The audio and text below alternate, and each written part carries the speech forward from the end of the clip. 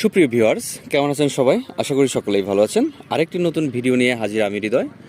আমি নিয়মিত আপনাদেরকে দেখানোর চেষ্টা করি মৎস্য আড়তে কেমন দামে মাছ বিক্রি হয়ে থাকে, কোন মাছের কেমন দাম, এরকম আরও নিয়মিত মাছের ভিডিও দেখার জন্য চ্যানেলটি সাবস্ক্রাইব করে রাখবেন। আর যারা ফেসবুক থেকে দেখছেন তারা অবশ্যই আইডি ফলো দিয়ে পাশে থাকবেন। ধন্যবাদ।